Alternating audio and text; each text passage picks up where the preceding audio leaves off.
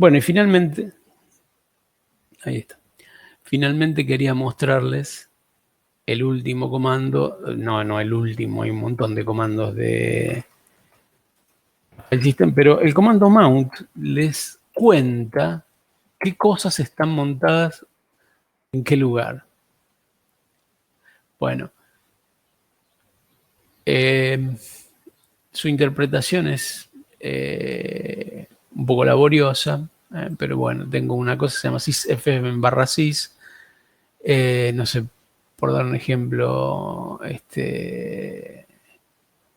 S Linux fs en /sys /fs /s Linux. Es decir, esto me dice qué cosas tengo agregadas al árbol de file systems de mi disco de arranque, digamos. O sea que todo esto que vemos acá, donde aparecen algunas cosas que ya vimos en el comando anterior, ¿no? Es el kitserver.kit.local, etcétera. Bueno, este mount les dice, no solo que les dice, sino que un comando que permite conectar ese recurso que ustedes se traen de otro lado a un punto, o no necesariamente a otro lado. Por ejemplo, cuando yo inserto un pendrive en un puerto USB, hay un proceso que reconoce que hay un dispositivo insertado, entonces utiliza un mecanismo de automontaje que se llama, que termina montándolo en un directorio que se llama, por ejemplo, /mnt/media, digamos. Entonces ahí yo ya tengo acceso a guardar archivos en el pendrive y a leer los archivos que están allí. Bueno, ¿cómo lo ven eso? Con mount. Como siempre, les decía, mount menos help, mount, son comandos que sirven para profundizar en esto. Bien, ¿alguna pregunta con esto que vimos de los discos? Ya sé que los dejé un poco mareados, pero bueno, no es necesario que conozcan todos los comandos, ni que en este momento se acuerden de todas las opciones, ni mucho menos. Sí es importante que sepan que, bueno, uno a través de comandos de línea puede manejar completamente toda la estructura de sistemas de archivos de Linux. Bien. Si con esto estamos, vamos a ver un capítulo muy importante. Yo les decía de que Linux, siguiendo la tradición a la cual pertenece, que es Unix, no solamente trata de ser eficiente y, digamos, flexible y adaptable a distintas plataformas, sino que fundamentalmente trata de ser seguro y de garantizar la protección de la información. Para ello se usa un esquema que se denomina permisos. Los permisos son un sistema de control de acceso a los archivos y a los recursos del sistema sobre el cual estoy trabajando. Es decir, vamos a ver que tenemos un conjunto una disposición lógica y un conjunto de comandos, que permiten establecer quién tiene acceso a qué directorios, qué carpetas, qué archivos y quién no, y ese acceso, qué naturaleza tiene. Entonces vamos a ver un poquito algunos de los comandos que están puestos ahí revueltos en el panel de la derecha. Bueno, la seguridad en Linux se basa en los permisos de los archivos. Cada archivo que yo tengo en un file system tiene un grupo de permisos que ustedes pueden ver parados donde estén, ejecutando el comando ls-l, como les muestra aquí, que les va a dar una salida, digamos, bueno, en el ejemplo que yo les muestro, para no hacerlo en la terminal, digamos, que es más, menos claro, digamos. Acá hay un extracto de la ejecución del comando ls. Fíjense, cuando yo ejecuto el comando ls-l, aparecen unas letritas y unos guiones en una columna a la izquierda, un número, un nombre, dos nombres, digamos,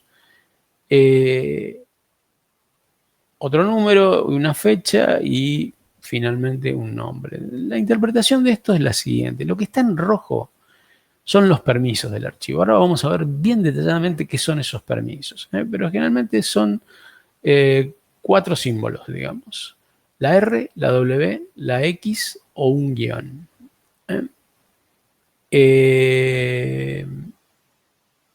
Bueno, el propietario es el nombre del usuario que es propietario del archivo, que detenta la propiedad de ese archivo. El grupo es, yo lo comenté en la clase pasada, que los usuarios se juntaban en grupos. Por ejemplo, acá hay un grupo, no es que yo sea egocéntrico, pero como en una máquina personal y cuando uno instala el sistema operativo, cuando te pide crear usuario y no crea solo el usuario propio, porque es una máquina personal, me creó un grupo José Luis, digamos, pero podría haber puesto otros grupos. Hay un grupo particular que se llama Will, que es el conjunto de todos los usuarios. Hay otro grupo que se llama Shutdown, que es el que puede apagar la computadora, cosas así. Bueno, digamos, el comando ls me da el tamaño del archivo, cuándo fue la fecha de la última modificación, el nombre del archivo. Vamos a ver un poquito esto que está acá, los permisos. Yo les decía, hay 4 símbolos que vamos a ver en los permisos del archivo. Esos símbolos indican los tipos de permiso o el tipo de acceso que se permite a ese archivo, a ese recurso. La letra R es el permiso de lectura, o sea, quien tiene un permiso R sobre un archivo puede ver el contenido, por ejemplo, puede hacer un cat del archivo, pero no modificarlo. O sea, no puedo cambiar sus contenidos de ninguna forma si tengo permiso R. Si tengo permiso W, puedo escribir en el archivo. Es decir, no solamente, digamos, ya puedo cambiar sus contenidos. Y si tengo un permiso X, puedo ejecutar ese archivo. Ejecutar un archivo significa escribir un nombre en la línea de comandos, generalmente es el nombre del archivo, y ese archivo contiene dos cosas. O un script, que es una secuencia, es un archivo ASCII, que en realidad representa una secuencia de instrucciones en un lenguaje de programación ejecutable por el shell, que es el programa que dialoga con nosotros cuando abrimos una terminal, o un programa directamente ejecutable, por ejemplo, algo que nosotros compilamos con el compilador C. Por ejemplo, yo pongo df, es un comando que reside en un archivo que se llama df. Ese df tiene una etiqueta X para mí y yo lo puedo usar. Claramente no es lo que pasa con fdisk.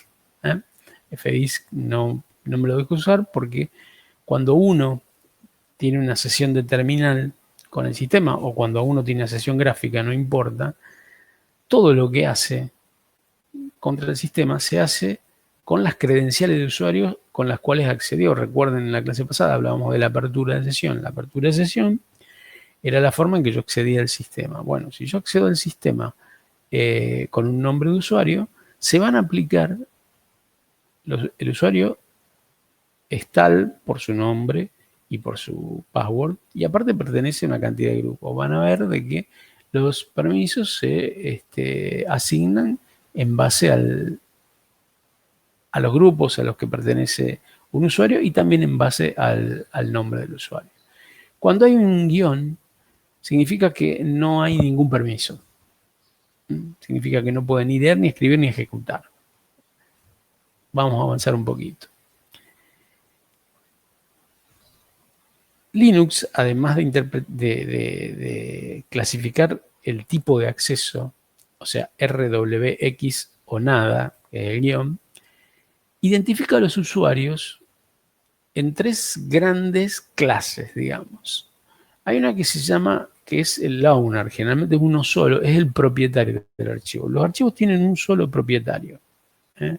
Y es el que aparece, como habíamos visto acá, allí primero, después del numerito en cuando uno lista los contenidos de un directorio, por ejemplo, ¿no? Entonces el propietario de este archivo que se llama CN1 es José Luis y no otro usuario. Hay un solo propietario.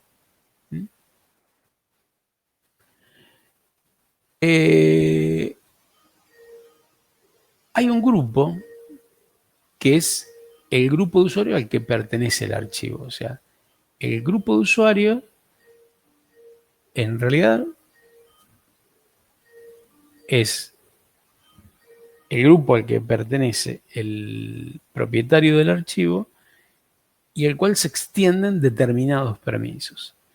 Y después está el resto del mundo, o sea, todos los usuarios que están registrados en el sistema. Lo que hace Linux es combinar las dos cosas. Utiliza 9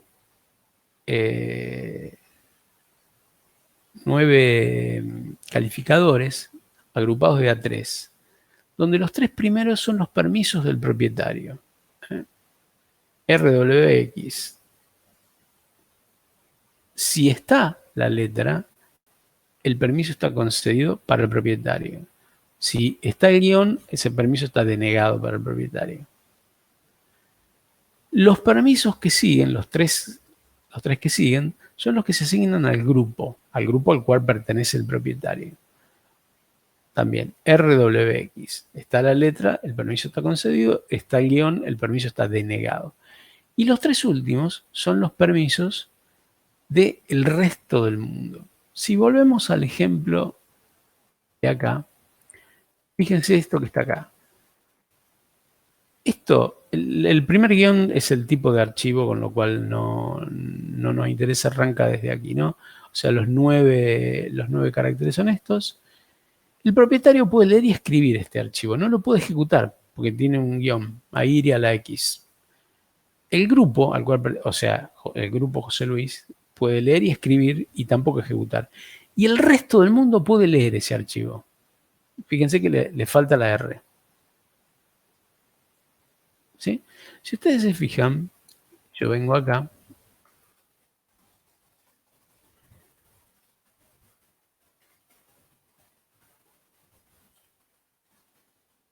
Fíjense, acá tenemos, por ejemplo, perdón. ¿Cómo podríamos decir que en realidad esto es un directorio? Vamos a ver.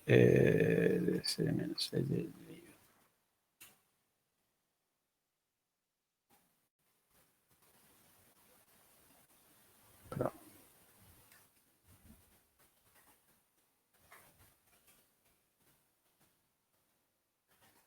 Archivo que se llama zcat. A ver, ¿cómo podemos interpretar que son los permisos? El propietario de zcat, ¿qué puede hacer con zcat? Puede leer, puede escribir y puede ejecutar. El grupo al cual pertenece ese propietario puede leer, no puede escribir y puede ejecutar. Y el resto de los usuarios del sistema operativo puede leer, no puede escribir y puede ejecutar. ¿Se entiende? O sea, son 9 caracteres que en realidad, como la opción es está presente o no está presente, vamos a ver que son 9 bits que establecen qué puede hacer el propietario, qué puede hacer el grupo al cual pertenece el propietario y qué puede hacer el resto de los usuarios del sistema. Esto vale para todos los archivos que residen en los sistemas de archivos de Linux. Entonces, volvamos acá. Fíjense, eso se interpreta, eso se llama máscara de permisos, se interpreta los 3 primeros caracteres para los permisos del propietario, los 3 siguientes para los del grupo y los 3 finales para los otros. ¿Sí? Esto nos da un control bastante fino sobre qué cosas puede hacer quién, digamos.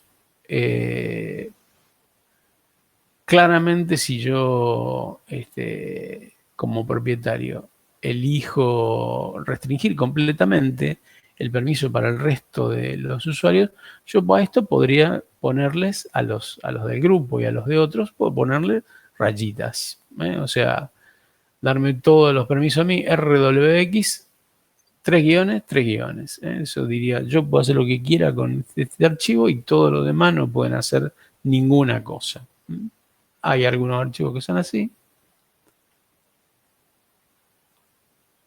Fíjense, la representación numérica de los permisos, que son 3, RWX, se le asignan 1 si el permiso está concedido y 0 si no lo está. Cada terna de las que vimos puede representarse por un número de 3 dígitos. Por ejemplo, RW- sería un 110.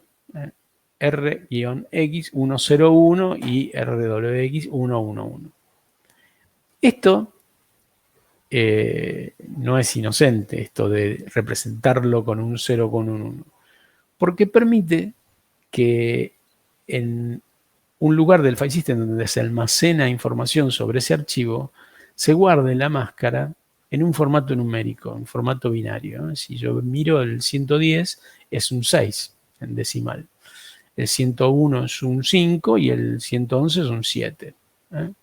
En realidad, los señores de la foto en blanco y negro usaron un sistema de numeración muy curioso y simpático llamado octal. Es un sistema de numeración que en vez de tener 10 símbolos como el decimal o 2 símbolos como el binario, tiene 8. Y que se representa en 3 bits. O sea, claramente 8 son del 0 al 7. Entonces, fíjense,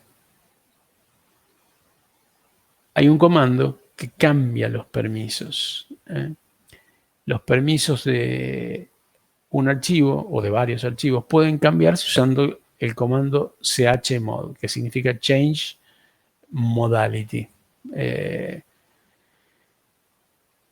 Se puede usar con un formato numérico. 760 le estoy dando 111, o sea, read, write, execute. 110, read, write, nada. Y 0. Nada, nada, nada. Los permisos a este archivo. O, por ejemplo, alfanumérico, como dice allí. Fíjense, ahí le estoy diciendo, en este ejemplo de aquí abajo, sumarle para todos el atributo de lectura a este archivo. Si yo corro este comando sobre un archivo que es mío, claramente este comando chmod solo lo puede ejecutar el propietario de un archivo sobre ese archivo. O, por supuesto, el root. El root puede hacer cualquier cosa, realmente cualquier cosa. Es un sistema dictatorial, absolutamente. Pero bueno, no todos somos root. Entonces, si no somos root, podemos hacer chmod sobre cualquier archivo nuestro, donde seamos el propietario. ¿Cómo se usa chmod? O con una máscara numérica o con una máscara simbólica. Fíjense que ahí estoy dando 2 ejemplos de cómo usar chmod. Claramente, nosotros al terminal,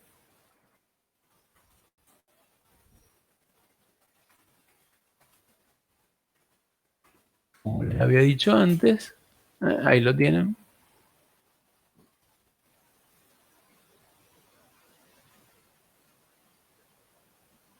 Bueno, ahí tienen la forma en que se usa. No es mi intención repasar detalladamente cada utilización de un comando, o sea, todos los detalles de utilización de un comando, pero sí que sepamos que el esquema de permisos de Linux nos permite regular quién accede y cómo accede.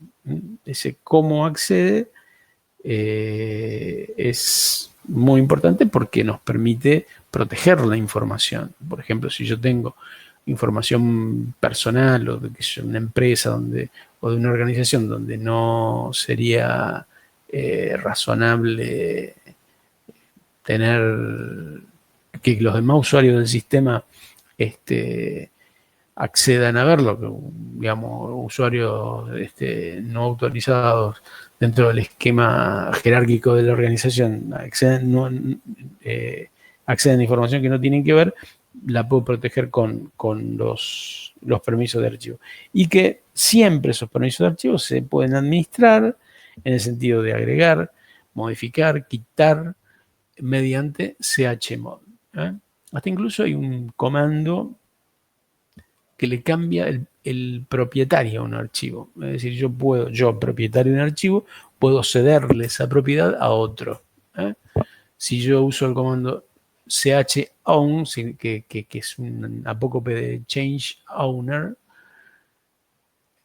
sería el dueño, lo que hago es cambiarle el propietario. Entonces, a partir de que se ejecuta eso, el archivo que puse allí puede ser administrado de sus permisos y, digamos, en su ejecución y su acceso por el usuario que fue nombrado como su nuevo propietario.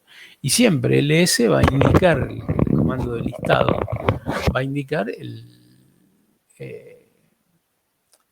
quién es el propietario actual, digamos. El propietario actual siempre puede ser o el creador de un archivo. Cuando yo creo un archivo soy el propietario. O quien haya sido beneficiado por la ejecución de comando change owner. Hay alguna, fíjense, una manipulación de permiso que vamos a hacer en un laboratorio. Bueno, esto era intentaba hacer una ilustración. Vamos a hacer este pequeño laboratorio. Fíjense lo que dice. Un segundito. Así. El comando touch es un comando que si uno lo aplica a un archivo que ya existe, lo único que hace es cambiarle la fecha de la última modificación. Es como tocarlo. Touch viene de tocar. Y si no existe, lo crea vacío.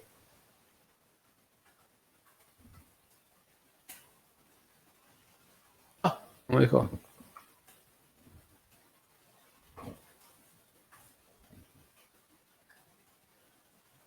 Perdón, que no estaba.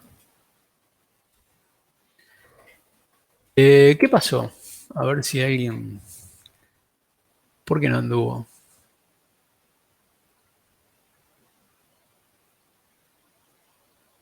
Esto que quise hacer acá. ¿En qué directorio estaba yo? Estaba acá, en directorio use. En ese directorio yo no tengo permiso de escritura. Entonces no me deja hacer nada, no me deja crear un archivo ahí. Entonces yo lo que voy a hacer es volver a mi directorio hogar, digamos, el directorio del usuario. Cada usuario tiene un directorio propio. Home directory, digamos, que es /home José Luis en mi caso. Y ahora sí voy a hacer el touch prueba P. ls-l. Bueno, tengo el infaltable pp y hay un prueba P. Para que quede. Prueba P, acá está, fíjense. Se creó con una máscara RW nada, R. Fíjense esto. chmod me pide que le ponga 600 prueba P. Bueno, una cosa. Esto tiene que ver mucho con una cuestión filosófica. Los tipos que crearon Unix en su momento, lo de la fotografía en blanco y negro,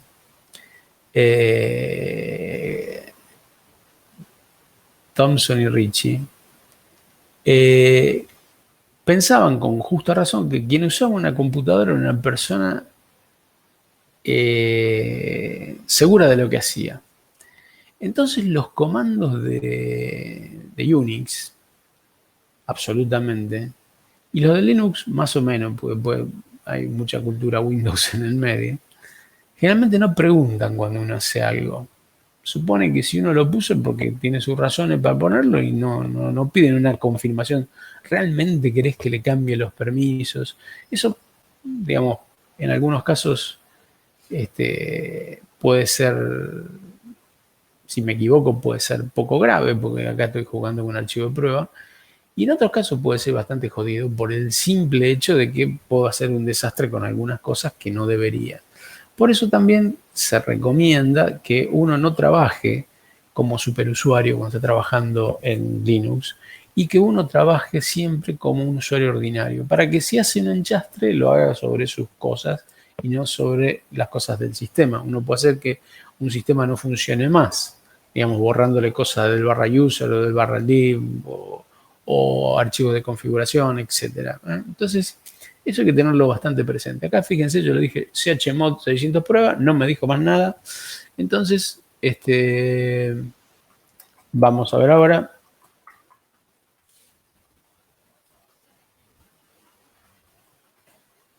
Fíjense la máscara que le puso ahora.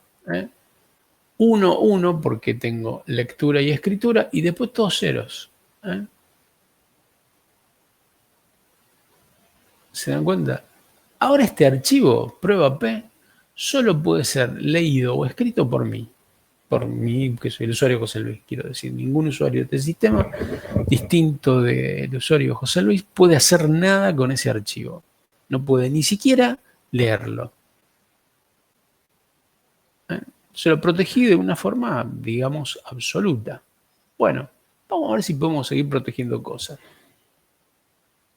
Fíjense lo que nos pide acá, no se ve del todo. Me pide que le cambie a un archivo que se llama barra etc barra hosts. Primero vamos a ver qué hay en el etc barra hosts. Hay una serie de direcciones IP y nombres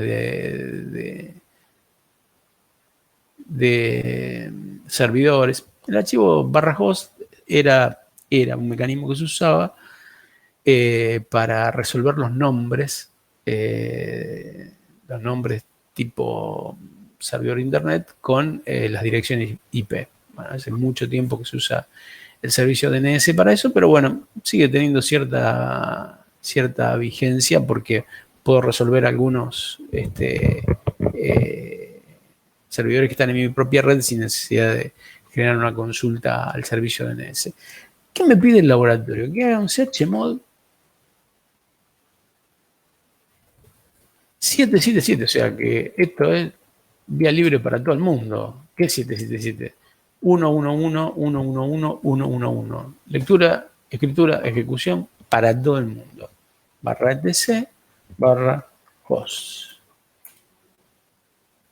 Bueno, ¿qué me dice? Cambiando los permisos de TC host, operación no permitida. Bueno, me podría preguntar, pero ¿por qué no me deja hacerlo? Veamos, ls-l barra etc barra hosts. Fíjense, para el propietario permite escribir, para todo lo demás permite leer. Pero ¿quién es el propietario? Acá lo dice. ¿Quién es el propietario de archivo? El root. Y yo no soy el root. Entonces a mí me rebotó asquerosamente. chmod no funcionó porque no tengo los permisos para hacer esa operación sobre ese archivo. Y porque el propietario del archivo es otro. ¿Se entiende? Claramente los directorios del sistema y los archivos relevantes para la operación del sistema son propiedad de root o de otro usuario que se llama system, usuarios privilegiados, digamos. System es un usuario no humano, digamos, que representa el sistema en lo que hace a sus procesos automáticos, digamos. Y están protegidos por el esquema de permisos. Siguiendo, bueno, vamos a seguir con el tab. Frustrado porque no pude hacer daño con el /host, lo que voy a decir es, bueno, qué sé yo, le voy a poner más R